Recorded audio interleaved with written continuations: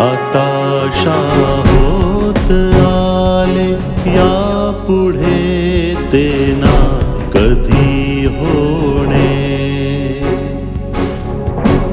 आताशा होत आले या पुढे ते ना कधी होणे. आता तरी मिळून सर्व बोला. आता तरी मिळून सर्व बोला ना ऐसे ना पुन्हा होणे. हताशा होत आले या पुढे ते ना कधी होणे.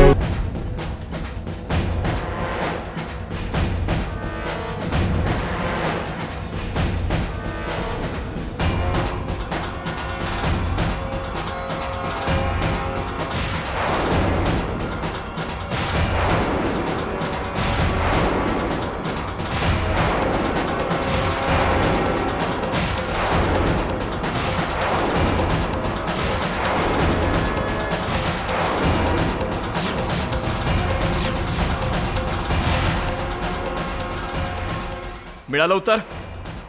मिळालं उत्तर? आजपासून ही माझी बायको आहे.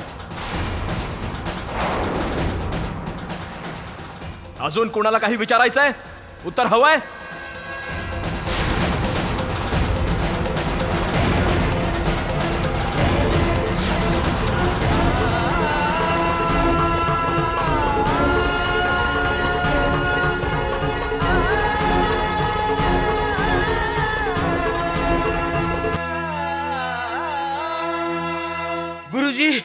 गुरुजी, गुरुजी, खूप मोठा गोंधळ झाला. पंडित, काय झालं? का ओरडतोय? आजपर्यंत आपल्या गावात असं कधीच झालं नाही. अरे स्पष्टपणे सांग ना, काय झालंय काय? गुरुजी, तुम्हाला काळीच घट्ट करून ऐकावं लागेल. अरे तुला नक्की सांगायचं काय? मी खरं बोलतोय. तो विजय आहे ना, विजयने भारती बरोबर मंदिरात लग्न केलंय.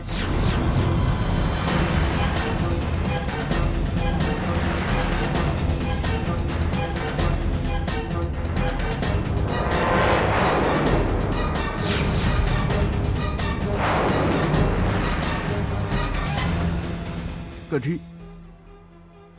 तू खरं बोलतोस? गुरुजी, मी तुमच्याशी खोटं कशाला बोलू? पूर्ण गाव तिथे गोळा झाला होता. विजयने भारतीला त्याच्या नावाने कुंकू लावलं.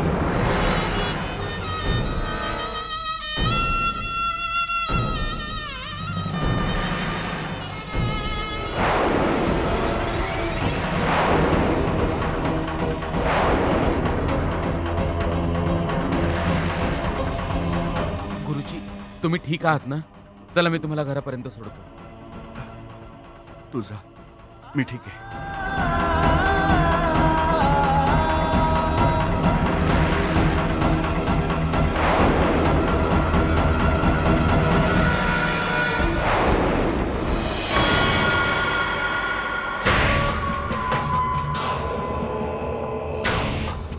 बाबा, तुम्ही काही बोलत का नाही? गेलो होतो हरिभजनाला, जाऊन पोचलो तमाशा. अरे आम्ही काय विचार केला होता, काय झालं? सगळ्या खेळाचा सत्यानाश. अहो बाबा, पण तिथे कोणी भाऊजींना थांबवलं नाही आणि तुम्ही पण फक्त तमाशा बघत राहिलात? अगं एका क्षणात घडून गेलं सगळं. नुसता बघतच राहिलो मी सुद्धा. अगं कोणीही विचार केला नव्हता की विजय असं काही करेल. माझा अजूनही विश्वास बसत नाही. काय हे बाबा, गेला होतात भाऊजींना भारतीपासून दूर करायला आणि उलट दोघांची जन्मोजन्मीची गाठ बांधून आलात. अरे कसल्या जन्मोजन्मीच्या गाठी. त्या बिचाऱ्या संजनाचं आता कसं होणार, जिने आज भाऊजींसाठी निर्जन उपवास ठेवला आहे? हे बघ, आता तिला काही नाही सांगायचं. किती दिवस लपून ठेवायचं बाबा? आणि अशा गोष्टी लपून राहतात का? काय लपवताय शांती वहिनी?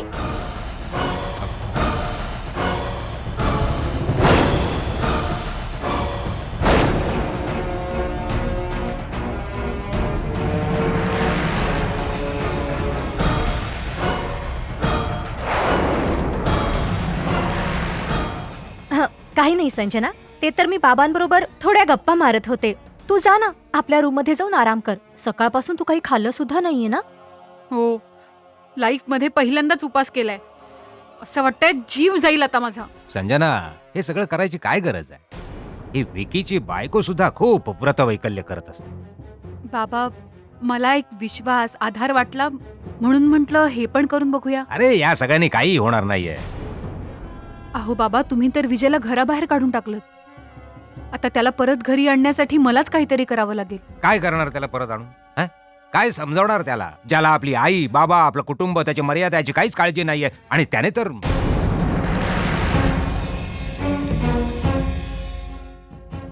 अहो बाबा, तुम्ही कुठेतरी जाणार होतात ना? जा जा, जाऊन या तुम्ही. अहो शांतीबाईंनी बोलू दे ना त्यांना. तसेही बाबांसोबत किती कमी बोलणं होतं माझं. बरं बाबा, तुम्ही मला एक गोष्ट सांगा, तुम्ही माझं विजयसोबत लग्न लावून देणार आहात की नाही?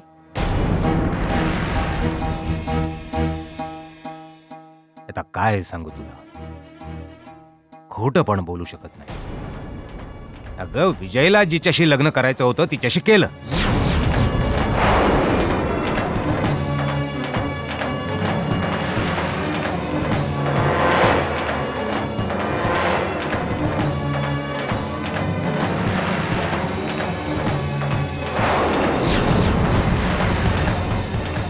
तू आता व्रत कर, नाहीतर उपवास कर.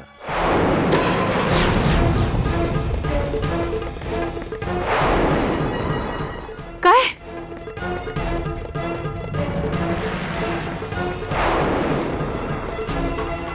हो संजना, विजय भाऊजींनी सगळ्या गावासमोर भारतीला त्यांच्या नावाचं कुंकू लावलं. नाही, हे खरं असूच शकत नाही. मी जिवंत असताना विजय दुसऱ्या कोणाचा होऊच शकत नाही. अरे, मी स्वतः माझ्या डोळ्यांनी पाहिलंय. तो प्रकार आम्हा सर्वांसाठी खूप धक्कादायक होता.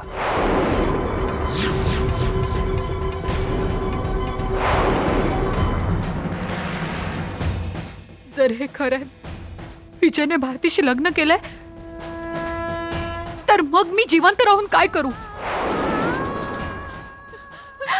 संजना, संजना, संजना, हे काय काय करतेस? करतेस? सोड! संजना, वेडी झाली आहेस का तू? संजना, काय करतेस? सोड, संजना, सोड, काय करतेस हे? संजना, सोड. सोड! हे काय करतेस? हा वेडेपणा आहे. सोड.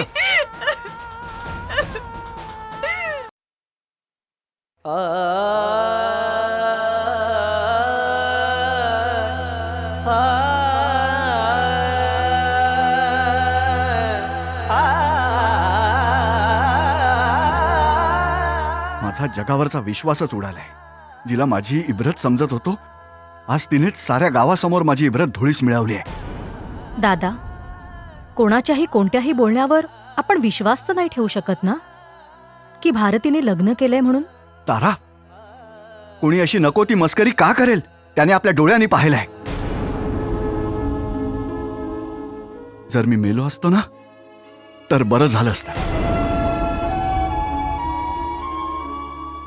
दादा, मला तर हे सगळं विजयचं कारस्थान वाटतंय. त्यानेच भारतीला भडकवलं असेल. हे काय बोलत आहात तुम्ही? कोणी कोणावर कशी जबरदस्ती करू शकतं? भारती काय दूध पिणारं बाळ तर नाहीये ना, की तिच्या मनाविरुद्ध कोणीही तिच्यासोबत लग्न करावं? नाही तारा, हा सगळा माझ्या लाडाचा परिणाम आहे. राजकारणाच्या नादात मला तिला जीव गमवावा लागला. आता आता हा कलंक लागलाय. आणखी या बापाला काय काय सहन करावं लागेल कुणास ठाऊक. दादा, हा शंकर सिंगचा विजय आहे. त्याला मिळालेलं यश. जोपर्यंत भारती घरी येत नाही आणि मी स्वतःच्या डोळ्यांनी बघत नाही ना, तोवर मी या गोष्टींवर विश्वास नाही ठेवणार. आणि तसंही गावात अफवा पसरवणाऱ्यांची कमी नाहीये. मग भारती अजून घरी का नाही आली? मला तर वाटतंय की हा विजय भारतीला घेऊन स्वतःच्या घरी गेलाय. त्या घरात, ज्या घरातून त्याच्या वडिलांनी त्याला आधीच बाहेर काढलंय. तुम्ही तुमची नको ती बडबड बंद करा आणि चला जेवून घ्या. दादा, तुम्ही पण चला. नाही तारा, मला भूक नाहीये.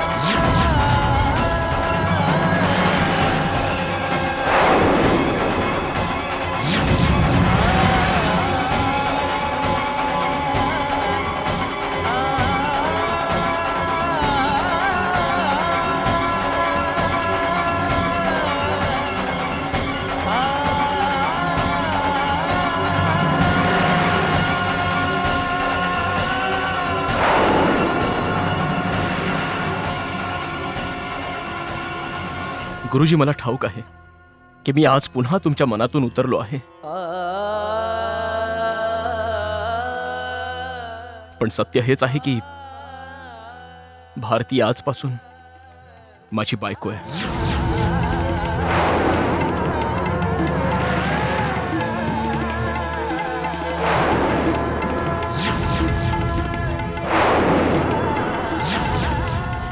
निर्लज्जपणाची हद्द असते. इथे येण्यापूर्वी तुम्ही दोघांनी जीव द्यायला हवा होता. हे काय बोलताय तुम्ही? आम्ही तर तुम्हा सर्वांचा आशीर्वाद घ्यायला आलोय.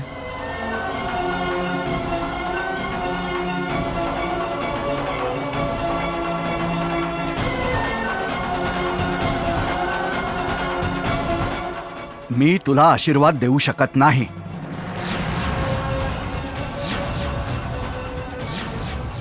तुझ्या मनमानीमुळे आणि निर्लज्जपणामुळे आमच्या पाया पडायची तुला काहीच आवश्यकता नाही.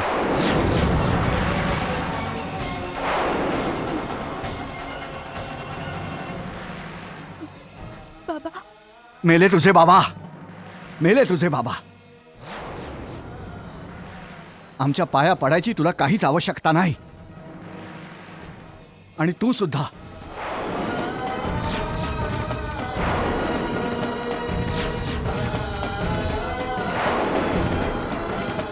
दोघंही इथून निघून जा. मी जिवंत असेपर्यंत या घरात पाऊलही टाकायचं नाही.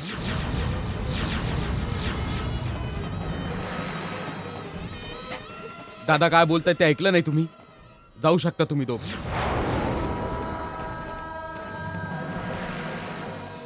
पूर्ण गावात आमची जी नाचक्की व्हायची होती ती झालीये.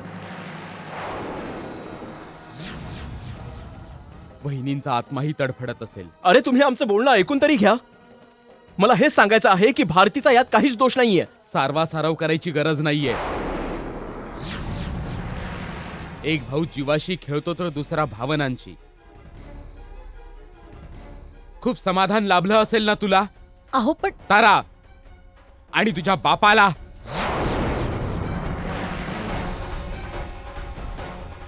बाबूलाल, विजयला काहीच बोलायची आवश्यकता नाहीये.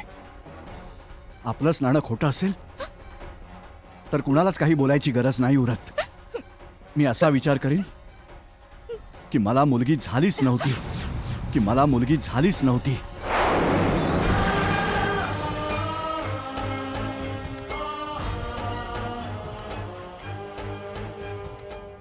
बाबा, बाबा, भारती, मला काहीही ऐकायचं नाहीये. प्रत्येक बापाचं स्वप्न असतं की मुलीची सासरी पाठवणी करावी. कोणत्याच बापाची इच्छा नसते की त्याने मुलीची तिरडी.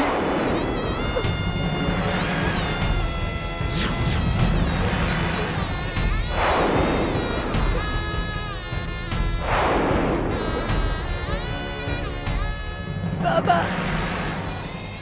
दादा,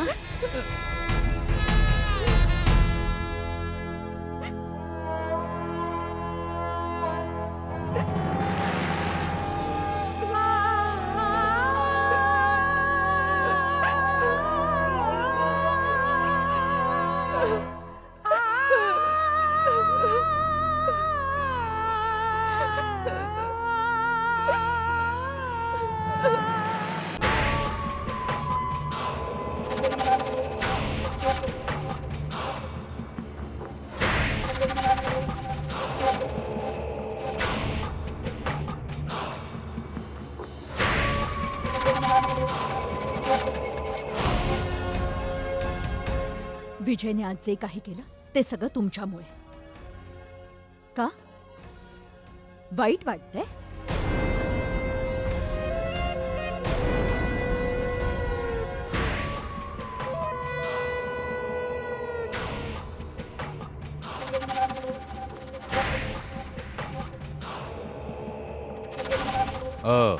याच दिवसासाठी तर त्याला जन्माला घातलं होतं की स्वतःच्या बापाच्याच मुळावर उठावं. कमाल आहे. मुलगा त्याच्या मनाप्रमाणे काही वागला तर आईलाच दोष का दिला जातो? जसं जसं बापाचं काही देणं घेणंच नाही. खरं सांगा, तुम्ही कधी आपल्या मुलाचं मन समजून घेण्याचा प्रयत्न केला होता? हे समजून घेण्याचा प्रयत्न केला की त्याला काय हवंय, त्याची इच्छा काय आहे? आपल्या कुटुंबाची नाचक्की, याशिवाय तुझ्या मुलाला आणखी काहीच नकोय हेच सिद्ध केलंय त्याने. विजयला नेहमीच सत्याच्या मार्गावरून चालायला आवडतं. त्याची हीच इच्छा असते की लोकांच्या नजरेसमोर आपल्या कुटुंबाची इब्रत राहावी. पण तुम्हाला तर त्या सत्तेच्या भूतानं पछाडलंय ना. हो बाईसाहेब, हा बंगला जो बनलाय तो फक्त दगडविटांनी नाही बनलाय. इज्जत आणि संपत्ती मिळवण्यासाठीच मला सरपंच पद हवं होतं. आता तर ते सरपंच पदही गेलं. मग का चालली इतकी तडफड? सरपंच पद गेलं म्हणून काय इज्जत सुद्धा चव्हाट्यावर आणायची आम्ही? इब्रतीच्या गोष्टी तुम्ही करताय. मी काय म्हणते ते ऐका ना. तुम्ही जाऊन विजयला घेऊन या ना घरी. ठीक आहे, जर तुम्ही जाणार नसाल तर नाईलाजाने मलाच जावं लागेल.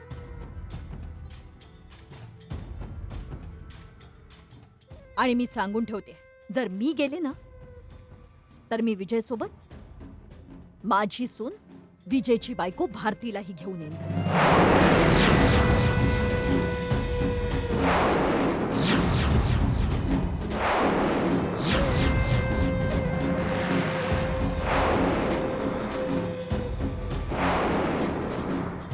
अहो बाईसाहेब, अहो पुत्र मोहामध्ये पडून तुम्ही स्वतःच्या संसाराला आग लावू नका.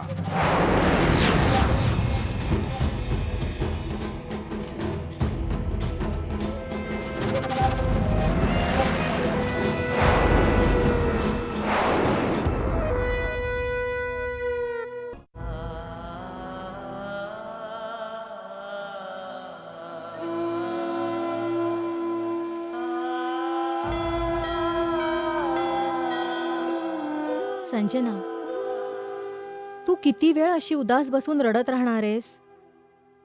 तू मान्य कर की विजय भाऊजी तुझ्या नशिबात नाहीयेत. बरोबर बोलताय तुम्ही. माझं नशीबच खराब आहे. म्हणून तर माझ्या आई वडिलांनाही माझ्यापासून हिरावून घेतलं.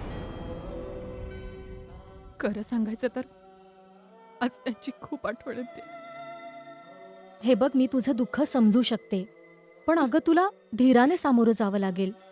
विजय भाऊजींना विसरून जा. एखाद्याच्या निघून जाण्याने आपलं आयुष्य थांबून राहत नाही ग. शांती बहिणी, आता मला जगावंसच वाटत नाही. आणि जगले तरी कुणासाठी जगू? अगं स्वतःसाठी जग. तू तुझ्यासाठी एखादा दुसरा मुलगा शोध. मी या विषयावर बाबांशी स्वतः बोलेन. ते तुझ्यासाठी विजय भाऊजींपेक्षा चांगला मुलगा शोधतील.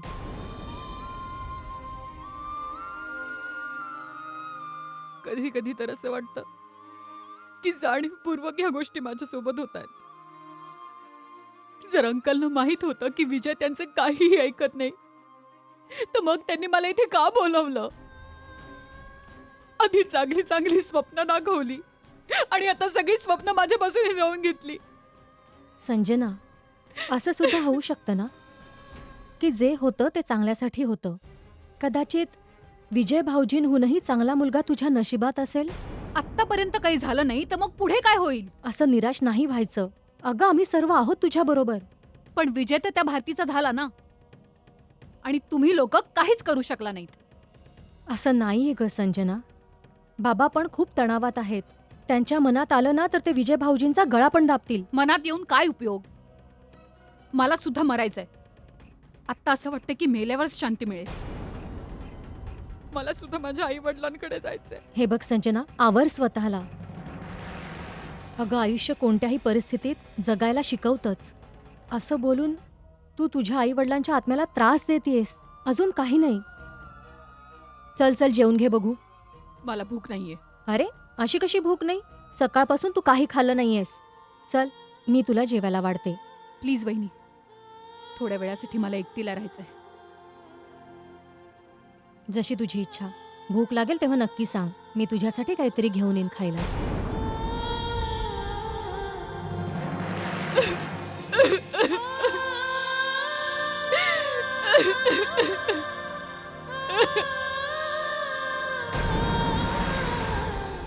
आता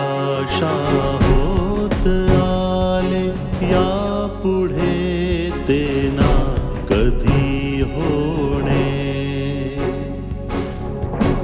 आता होत आले या पुढे ते ना कधी होणे.